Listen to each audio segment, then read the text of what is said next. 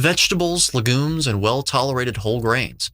Are you out of your mind? Article by Dr. Mercola, the one that went errant and started promoting a bunch of carbohydrates. Midlife carbohydrate quality linked to healthier aging in women. Yeah. Really? What is midlife carbohydrate quality? What does that even mean? Let's find out. Story at a glance. You know what? I don't want the at a glance look. I want to jump directly into this and break this down incrementally. Okay? Let's just get directly into this. I suspect it's going to be a big problem. What do you think? Most people assume aging is something that just happens to you. Well, it is. Okay, starting off strong, but your daily habits, especially the food you put on your plate, have far more control than you've been told. Well, they don't stop aging, do they? It still happens. Good. On a roll, man.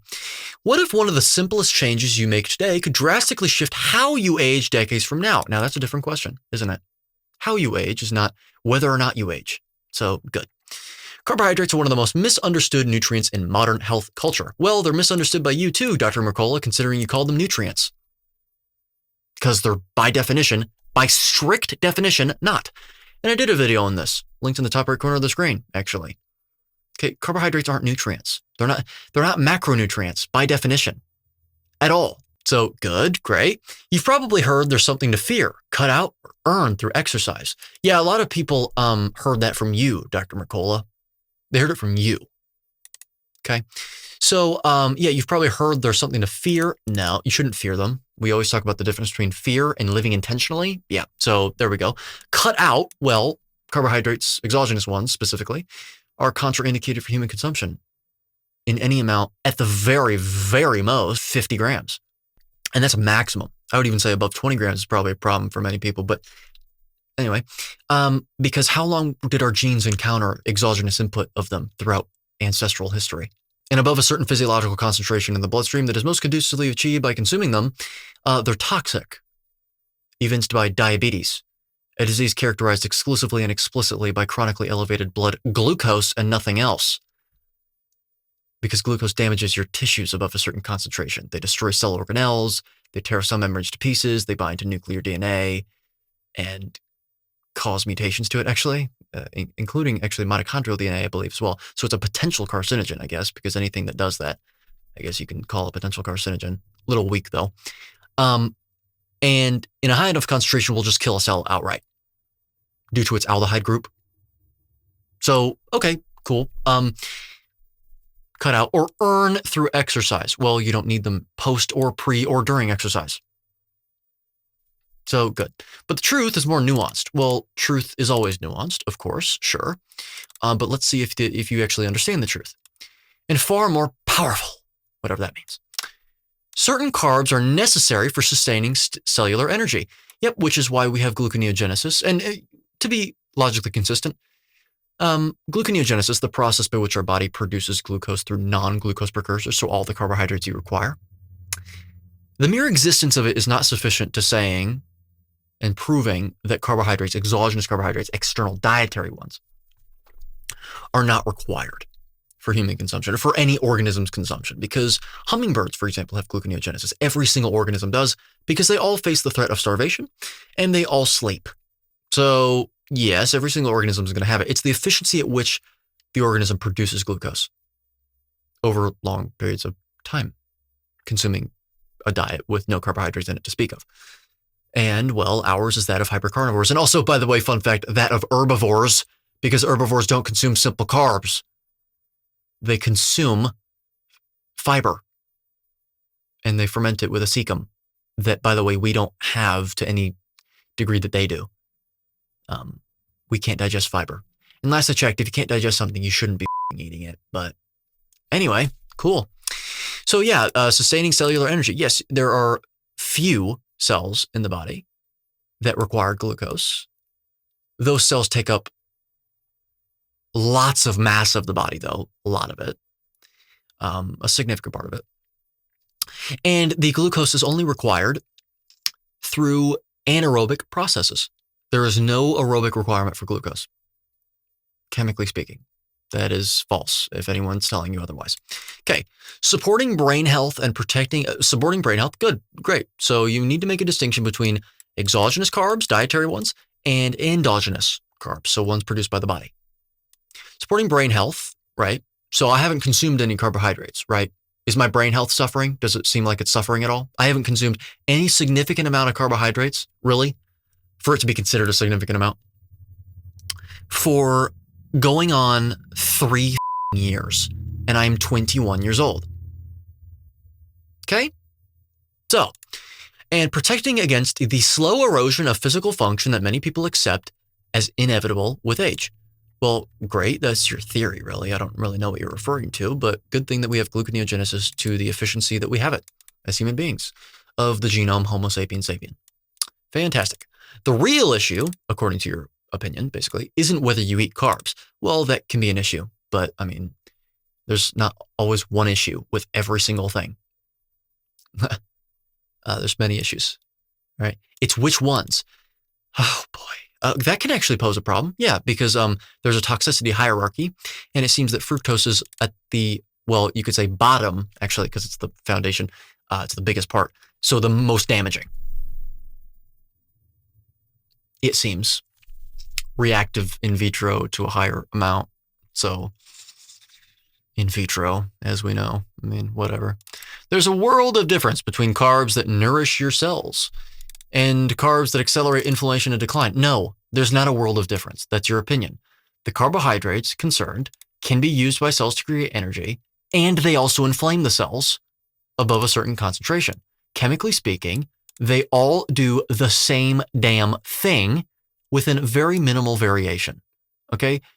Glucose glycates your tissues by forming covalent bonds with proteins, deranging them, causing inflammation, because inflammation, lest we forget, is a pre-programmed response that occurs in the body when it has perceived damage to tissues or a potential invading pathogen.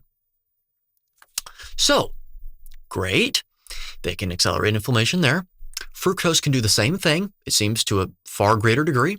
And also, fructose is not able to be used in hardly any cells whatsoever, except for liver cells and small intestine cells, fine, okay, but mainly liver cells, to which it actually it has an influence on lowering your purine pool, the amount of ATP that is actually in your cells. And I believe that contributes to the slowing of the rate at which the cells function and is a contributor towards fatty liver disease, non-alcoholic fatty liver disease. So there's that. And then there's galactose, the other monosaccharide. I'm not really familiar with its chemical binding effects, whatever it may be. Like, I'm not really familiar with that, frankly. I'm not. But it's a sugar. So who knows, man? I'm not going to really speak upon that. Either way, we know that galactose is really going to come from lactose, the disaccharide, if you're drinking milk, or eating anything with heavy cream in it, and there's still glucose with it that's associated. So there you go. And the earlier you understand that difference, the more time you have to put it to work. Okay, well, you clearly don't understand that difference yourself. If your goal is to stay sharp, right? Okay. Rich, independent, and physically strong as you get older, this information is for you. So do carbs help with being physically strong, or is that protein, Dr. Mercola? Carbohydrates are required for muscle twitching to even occur, sure, but the actual amount that you can lift is not dependent on glucose. Effectively, that's a secondary factor. It's primarily the amount of muscle that you have on your body. What researchers uncovered about, okay, so more research, good. Research that people cannot interpret, that I can, by the way, and I do it all the time. Researchers uncovered about carb quality. They all break down to the same damn monosaccharides, just in different ratios, Dr. Mercola. This is a complete exhibition of pseudoscientific nonsense. Exudation. And aging will likely change the way you think about your next meal. Likely? That's your opinion. It likely won't, actually, Dr. Mercola, because I actually understand what I'm talking about. So here's a video, Carbs That Heal. How long is this, by the way? 7 minutes and 38 seconds? Not watching it. We're reading an article. Women who aged the best ate the right carbs in midlife. Okay, so an association. What was the strength of the association? What was the sample size? What was the signal-to-noise ratio of the mean or the average if it was normally distributed? In other words, approximately normal. symmetrical, really, since we're not studying a random variable. This seems like this would be formatted in a scatter plot regression analysis kind of thing. So what was the R value? What was the R squared value? Any confounders controlled for? What was the duration of the study as well? Done on people of different genotypes and phenotypes. So can this be extrapolated to men? Can it be extrapolated to any women of any different age group? Whatever. These are the questions that we must ask. Let's see if he answers any of them. A large scale value judgment statement. It's a relative term. We need absolute figures. Cohort study. Good. So was this comparing two cohorts and finding a ratio between the two? Published in JAMA Network Open. Cool. Great. So a scientific journal.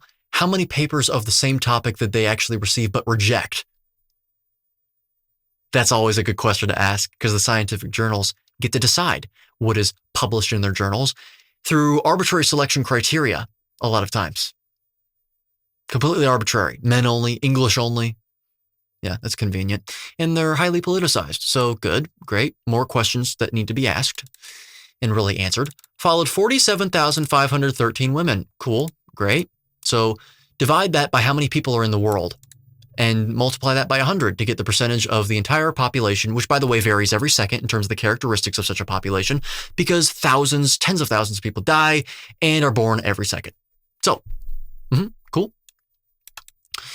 From the Nurses' Health Study, to evaluate how the type and amount of carbohydrates they consumed, you mean reported to be consumed? Was reported to have been consumed? Through food frequency questionnaires that are administered sometimes on a yearly basis. There was one study I reviewed that was by a 4-year basis. Oh boy. Yeah. Good. In midlife, okay, so what was the interval range that characterized someone as midlife, classified someone as midlife?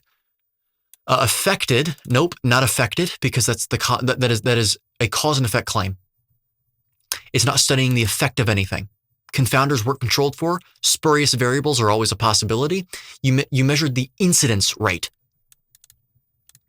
Their chances, so no, not chances, because that implies probability, which cannot be informed upon on an entire population of people and beyond the tenure of the study. Okay, understand probability theory, Dr. Mercola? You don't at all.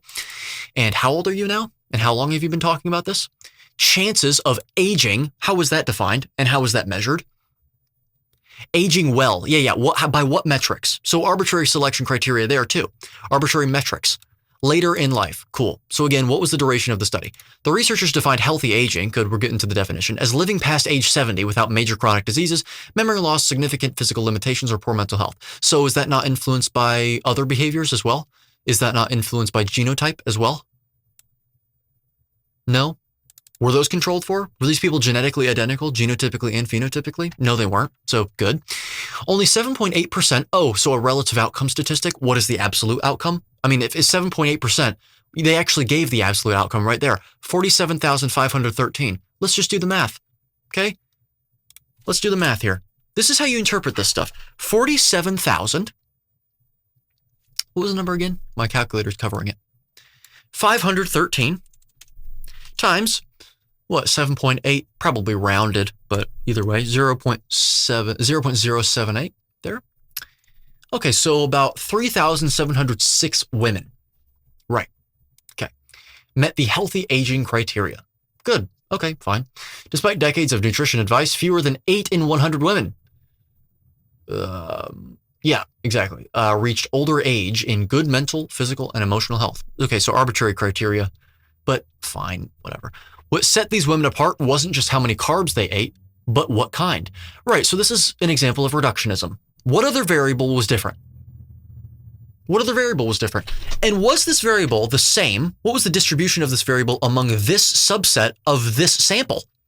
The 7.8% of the 47,513 women.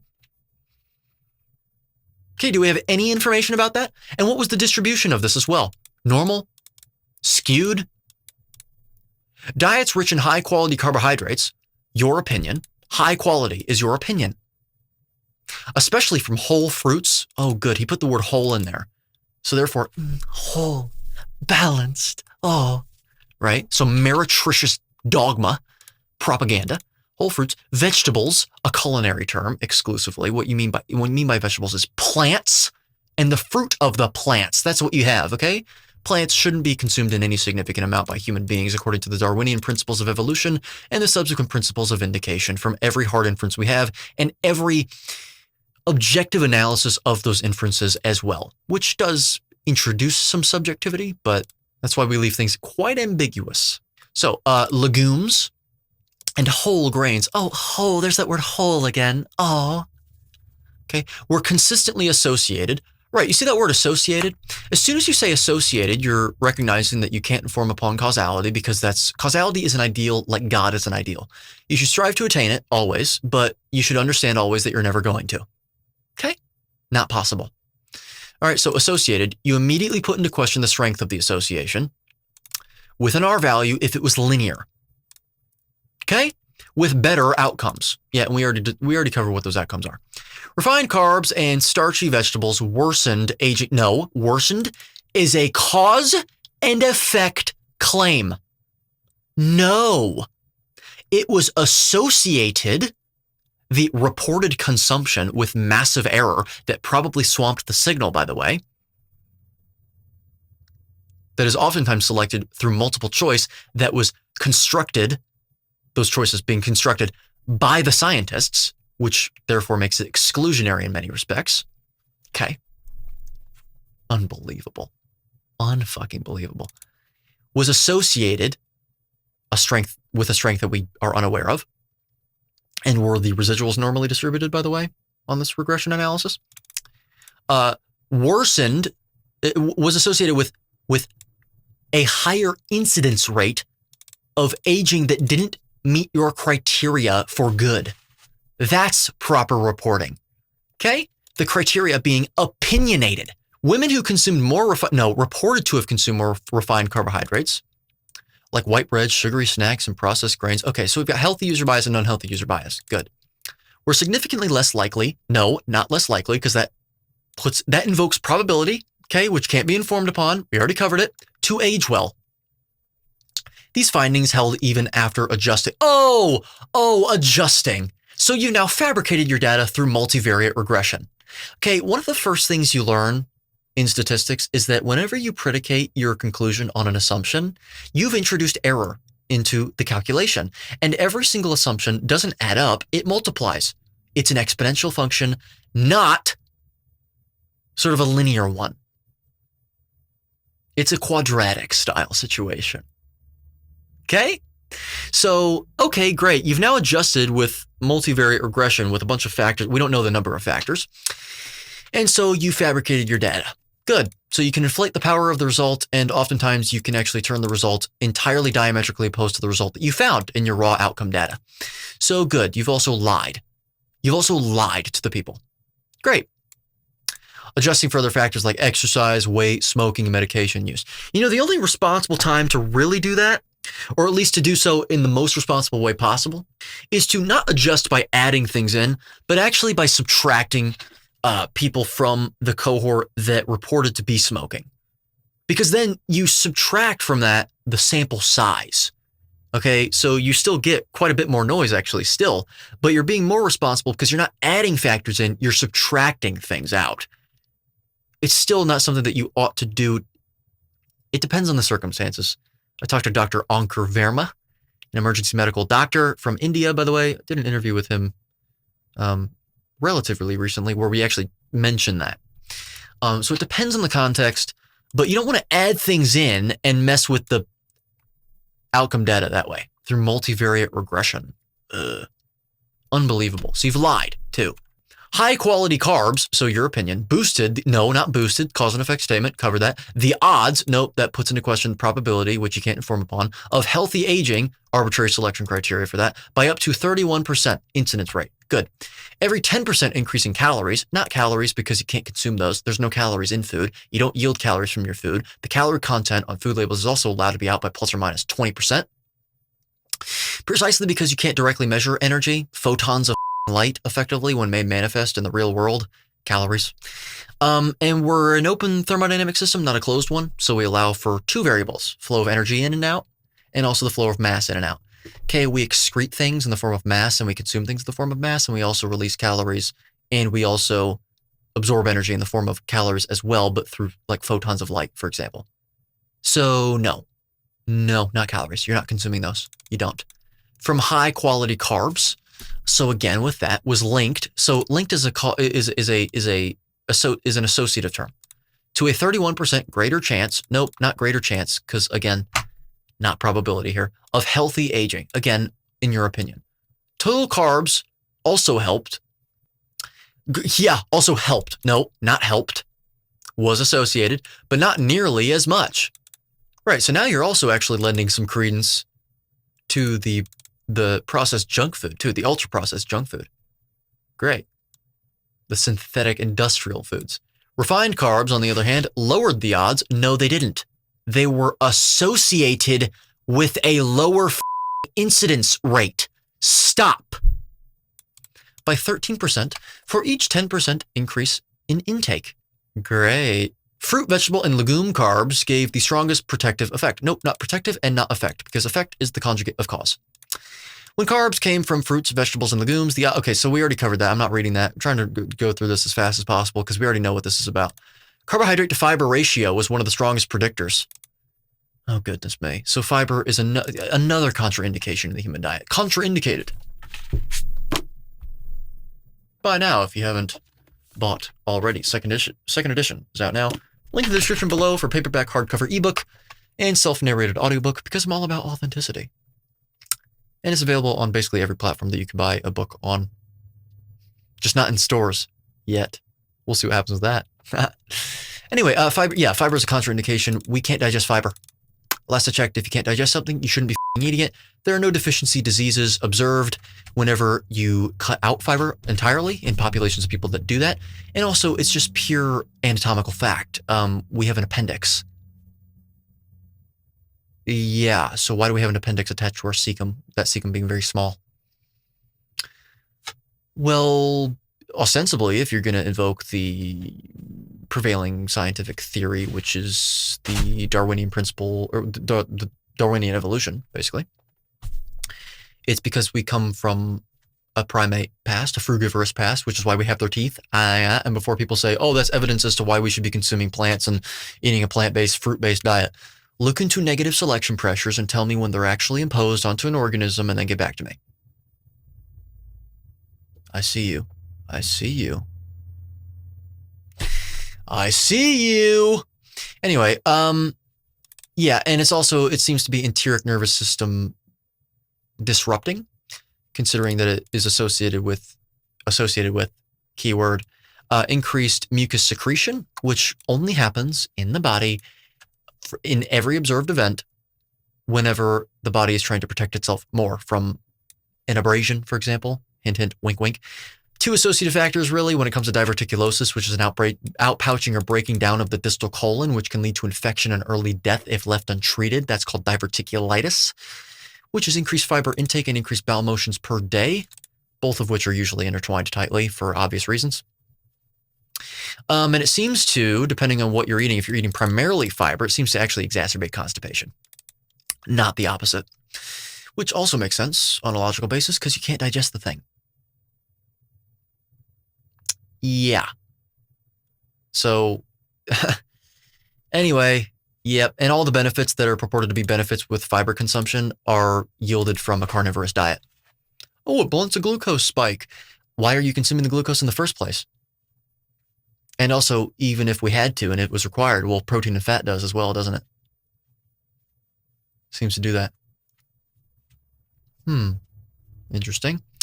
And also, oh, well, when you ferment fiber, you produce short-chain fatty acids like butyrate. Oh, you mean like beta-hydroxybutyrate that we produce through ketone production by not consuming carbs? It also ferments into a lot of other things, too, that aren't really that great, it seems, like aldehydes. So anyway, yeah, no, we're not designed to digest fiber. And that kind of blows it definitely blows a massive hole into the thinking that we should be eating a plant-based diet, doesn't it? Because it's all fiber. So what are you left with? Now you're just left with a simple carb argument. And then there's plenty of ways to go about that too. Okay. That's a massive drop. Yeah. So a high carb to fiber ratio, meaning diets with lots of refined sugar and starch, very little fiber, was linked to a 29% lower chance of healthy aging. That's a massive drop. Yeah, blah, blah, blah. Okay, we get it. Gut integrity? No, actually. So it shows how important fiber-rich foods are to maintaining gut integrity. No. If anything, it shows the opposite of that. Okay? You're being reductionist and you're drawing a causal. This is mechanistic speculation is what we call that. Okay? Blood sugar control. Well, why do you need to control it? Is it because you're consuming sugar? Carbs? Good. And metabolic function. Well, that's very broad and vague. Fiber isn't involved in metabolism, actually. But yes, it can have influences of it if you're going to talk about blunting glucose spikes and all that stuff, blah, blah, whatever. Long-term health habits made a bigger difference than short-term changes. Women who consistently ate high-quality carbs reported to be consuming those in an unspecified amount, and that amount presenting itself as a separate random variable that can exist as a skewed distribution or a normal distribution with error around it, with an error that we don't know of, by the way. Over many years, good, so we actually still don't know the duration, had stronger results than those who made changes only briefly. When carbohydrate intake was averaged over a 12 to 14 year period, wow, this went on a long time. So did these people exhibit the same behavior over that period? What's more important with this science is understanding that it's not science and it's actually theology. And really more to the point, what matters most with this science is not what it says, it's what it can't say. It's the limitations. The health benefits were even more pronounced, not benefits. Okay. Starting in midlife was key. The average age at the beginning of the study was 48.5 years. Great. And plus or minus what, by the way? And the dietary data was drawn from the mid-1980s. Great. Cool. This means the choices these women made in their late 40s and 50s had ripple effects. No, not effects, because it didn't inform upon effects for decades. Great. So starting in midlife is not too late. It's still a good window to invest into a healthier future or in a healthier future. The benefits held regardless of body mass index or general diet quality. I don't care. Diet quality is completely arbitrary. It's dependent on the person that is employing the methods here. Anyway, whatever, conducting the science. Women with higher fiber intake saw the strongest gains. Cool, doesn't matter. That's reductionist and it's drawing a causal inference when it could not be informed upon. Substituting quality carbs for other foods made a difference. You don't know that at all. You have no idea. That was not informed upon by this study. This is an association and nothing more. When high quality carbs, blah, blah, blah, and he has a link every time that he says that. Replace trans fats. What kinds? By the way, industrially created ones or ones like conjugated linoleic acid that's found in dairy. The odds of healthy age, nope, not odds. Done with that claim. The odds of healthy aging rose by up to 16%. No, the incidence rate was higher by 16% of people that met that criteria. This shows that what you swap in and out of your diet really matters. No, that's your opinion. I agree with that, but that didn't inform upon that in isolation. No, it didn't. It's not just about removing bad foods, according to whom on the basis of what, but choosing better ones. Yep, so what? Great. How quality carbs protect your health at the cellular level? They contain fermentable fibers that feed beneficial, nope, not beneficial gut microbes. This is ridiculous. That's your opinion. There is no evidence to support the claim that there are any beneficial or non-beneficial gut microbiota, especially in the area of statistics, actually, because they'll track people just like they did here, and they'll say, oh, well, this gut microbe was associated with an increased incidence of longer lifespan or something. Wow, that means it's good. Then there's the other side of the coin, which they'll actually isolate it and see what it's involved in, the production of serotonin maybe, which begs the question as to whether or not it's the only one that's involved in producing serotonin, and or if you can't produce the same amount, if not more, with other gut microbiota that are cultivated when you change your diet to a different one. So we're done there too. Good stuff. Really good stuff. Wow. All right. These microbes produce short-chain fatty, I covered that, which helps maintain a strong intestinal barrier. Cool. Great. You produce those in ketosis. Reduce inflammation. Maybe on a chemical basis, you can see that. Fine. It's reductionist and a big problem in the nutrition science space, in the cellular biology space, and regulate immune function. Great. So we already covered it. Just be aware of the fiber paradox. Fiber is necessary, but if you consume it when your gut is unhealthy, it makes symptoms worse. No. So that's a way of basically casting aspersions at people that say, wow, fiber destroys my gut. Well, that's just because you were unhealthy. Or maybe it's because we can't digest it, Dr. Mercola. So always heal your gut before Blah, blah, blah. So always heal your gut health before adding beneficial fiber to your diet. Nope, not beneficial fiber. That's your opinion. Low fiber diets let toxins and pathogens into your bloodstream. Absolute. By the way, Dr. Mercola, by the way, why are there toxins in your diet? Shouldn't we cover that part that you just said? Oh my God. And pathogens into your bloodstream. Nope. There is no evidence to support that claim. This is more Georgy Dinkov. When you eat too many refined carbs and too little fiber, too little, good, great, yeah. Too many, even, is goodness me. This allows endotoxins, harmful compounds from bacteria, to leak into your bloodstream. That leakage is linked to everything from bedbug to... Oh, linked, so more associations, good. And autoimmune problems. Okay, refined carbs cause blood sugar spikes that age your cells faster. On what criteria? And also, refined carbs cause blood sugar spikes. Carbs in general, Dr. Mercola, unbelievable. The best carbs don't just give energy. So best, really? They stabilize your system. Unbelievable. How to use carbs the right way. This is just a bunch of... Frequently asked questions about carbohydrates and aging.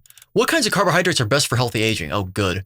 The most beneficial carbs come from whole... There's that word again. Whole fruits. Vegetables, legumes, and well-tolerated whole grains. Are you out of your mind, Dr. Mercola? Didn't you write a whole book talking about the problem with grains? These high-quality carbohydrates are rich in fiber and nutrients. Oh my God. Yeah, meat is also rich in nutrients, and it's also completely bereft of fiber, which is a good thing. Indicated. Once again. Contraindicated. By now, if you haven't already. Come on. I know you want to. And we're linked to, so more associations, right? Better odds, nope. Of aging without chronic disease, physical decline, or poor mental health. Blah, blah, blah. Okay, should I avoid all carbs as I get older? Yes, you should. Okay. No. So that's your opinion. Same thing as I just gave my opinion. The study found that total carbohydrate intake was associated with healthier aging. Right. So now you actually used more appropriate conveying here, reporting. You should have said total reported carbohydrate intake. And also, by the way, that includes processed junk that you referred to as processed junk. So are you justifying the use of that? Oh, well, no, I'm not. I'm being more reductionist, actually. If those carbs came from unprocessed whole food sources. Oh, okay, great. It's refined and ultra-processed carbs like white bread, pastries, and sugary snacks that accelerate aging and increase disease risk. You don't know if they increase disease risk because risk cannot be informed upon in that area of statistics, in any area of inferential statistics, actually.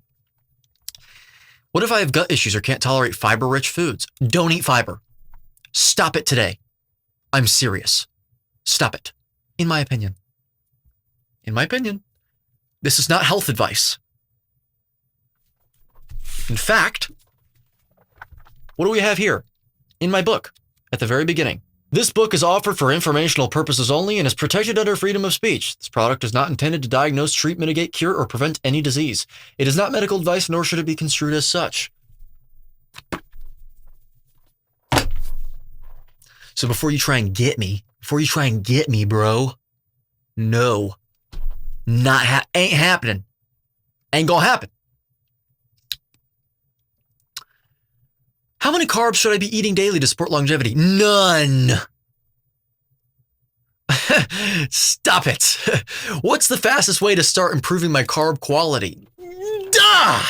What a horrible question with a horrible... That's called the loaded question fallacy, actually. Yeah, I'm done with this. I'm done with this nonsense. I think we already covered the whole study, even without having to look at it. There were unanswered questions, and then some of the questions that we had, they were already answered, and it was just... I want to explain something. This warrants a book on its own, by the way, and a whole other book. You might be wondering, the more I make these claims, well, what the hell, Eddie? What is there to even trust? Like, is all statistics just a lie? Is it all just? And my answer to that is, well, it depends. It depends on what it's being applied to. It depends on the field that you're referring to. Sometimes it's all you got. And sometimes, it's borne out. It actually works. In human nutrition science, yes. The answer is yes. And in most fields, by the way, it is yes. That's unfortunate, but we do have other inferences to draw from. And it leads into a discussion of truth and science itself and philosophy. It really does. It inevitably does, because we're talking about investigating the world in which we reside. And Mark Twain once said, there's lies, damned lies in statistics. And he didn't just pull that quote or that phrase directly out of, okay? He didn't do that. There's a reason behind what he said. And it's because of this. You cannot inform upon hardly anything with this. You can't control for confounding variables. You can't control for potential spurious variables. You can't extrapolate to an entire population that hasn't been studied because of confounding variables, particularly genotype, and even more specifically phenotype, because we are one genome, right? But, still, you can't do that responsibly. You cannot do that. It depends on what your cases are made up of. In this case, the cases are humans that you're studying. If you're studying something else, then perhaps, okay, fine. Perhaps it is appropriate and it's borne out. In this field, no. No. Sorry.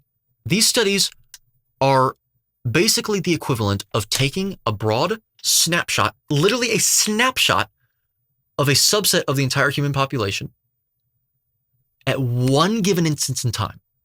One. That is what these are. That is what this is.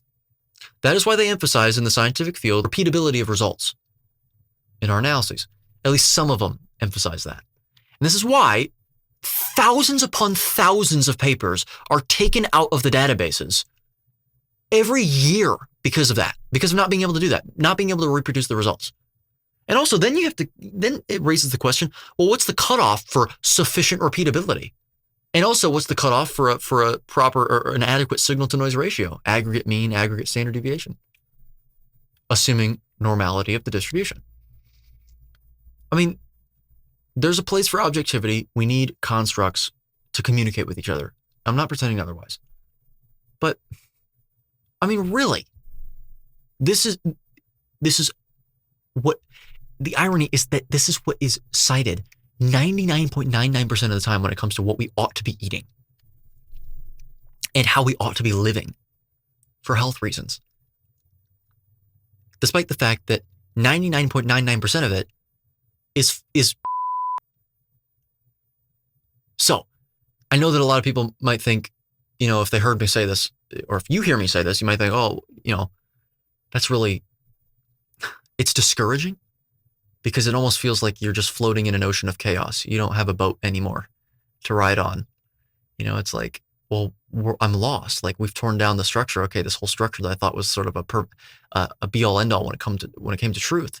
Where do I go from here?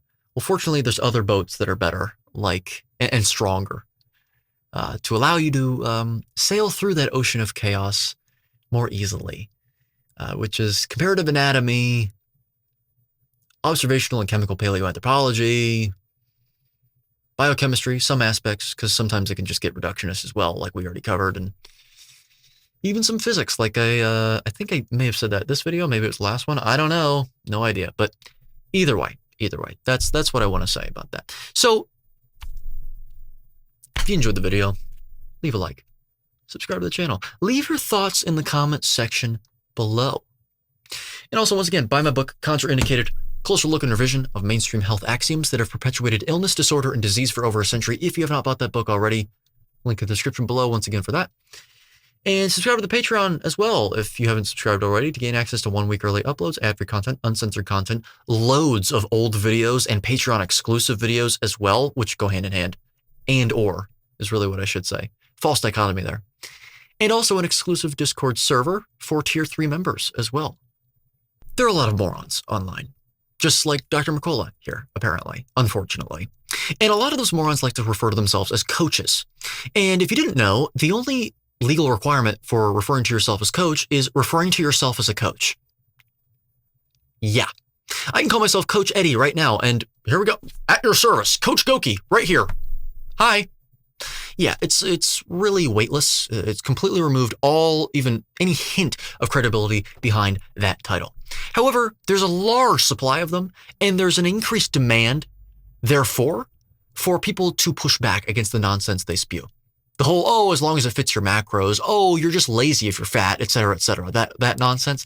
It's incumbent upon us to push back. However, as much as appealing to authority is a fallacy, it doesn't change the fact that most people are still going to do that. So you might as well make authority mean something. Unfortunately for you, I have a way of you doing that, which is through a carnivore certification program, an international accreditation program that I am affiliated with Carnivore Coach Peter with, a carnivore coach that has actually been coaching people for over 20 years. So he definitely knows how to take on clients, deal with clients, recruit them, et cetera, et cetera. He's very, very knowledgeable in that respect, and he's very personable as well. This program allows you to become internationally accredited as a carnivore nutrition coach, a certified nutrition coach in general, actually, which allows you to get insurance more easily as well. And actually, you know what? It allows you to communicate and interact with medical professionals directly as well, because there's actually some credibility behind that title. I contributed 4 modules to that program myself regarding cholesterol, saturated fat, and heart disease, the Randall cycle, ketones, gluconeogenesis, blah, blah, blah, all that good stuff, vitamin C. And also there are other modules as well from other medical professionals like Dr. Abs and also Dr. Sarah Zaldivar regarding dopamine issues and addiction, food addiction, which is a major concern for a lot of people, recovering food addicts, as we call them. But we have stopped sales for the summer. However, this does not prevent you from signing up through the links in the description below for the waitlist for September. There is a link to our website, and there's also links to communicate with Carnivore Coach Peter directly to negotiate a plan for signing up. Just let him know that I'm the one that referred you there, and he will know exactly what to do with that. So that is how you can become a certified nutrition coach. There have been many people that have signed up to be a member and have already become internationally accredited. I've had them on and communicated with them and had consultation specifically with them. So this is another opportunity for you to actually be able to directly talk to me if you join and sign up through that program. However, one more detail. We do not just have a nutrition program any longer. We now have an exercise/fitness program as well that we're taking only a very small cohort for, between 10 and 15 people, I believe, over the course of September to October. So you better sign up now to get while the getting is good, to become an internationally accredited fitness coach as well. We are internationally certified through the National Academy of Sports Medicine and the Athletics and Fitness Association of America. So yes, this is the real deal. I've also contributed a module to that program as well because I do know a little bit about muscle energetics and physiology and all that good stuff. So sign up while you still can. And with that being said, join me next time when we are reacting to more fallacious, erroneous, pseudo-scientific, theological nonsense surrounding diet, nutrition, lifestyle, etc., etc. So, till then.